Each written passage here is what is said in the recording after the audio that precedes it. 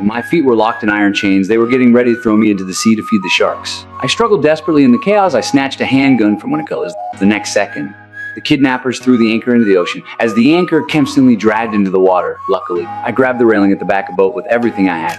But when one of the killers saw me, he lifted his foot and tried to kick me. I didn't hesitate. I had a shot. The bullet hit his foot. He screamed in pain and rolled across the deck. I tried to climb back, but the hand in my feet was too heavy. No matter how hard I fought, I still couldn't pull myself up. Even worse, one of the kidnappers rushed the stairs. He ran to the cockpit. He started the engine. He tried to drive to the deep sea. I clenched a hand in my teeth. Both of my hands gripped the metal rail. But as the boat sped up, the violence knocked the dun of my mouth. My arms were about to give out. In the blink of an eye, the heavy aimed me down to the sea. Luckily, the water wasn't very deep. I had to unlock the chains on my feet fast. I violently shook the chains trying to break free, but they wouldn't budge at all. In despair, I suddenly remembered the gun I had dropped. I looked around desperately. Luck, I spotted the handgun not far away. I pulled the anchor toward myself, then I forced my body closer to the gun. It is unbelievably heavy, but the buoyancy helped push me forward. Just as my oxygen was I found the gun. I adjusted my position.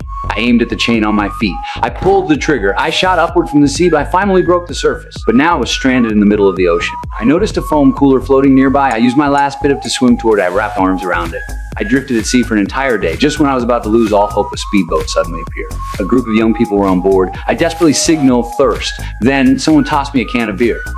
Just as I was about to open it, a wave knocked me back into the water. Watching me struggle, they burst out laughing on the boat. Fortunately, they eventually pulled me aboard.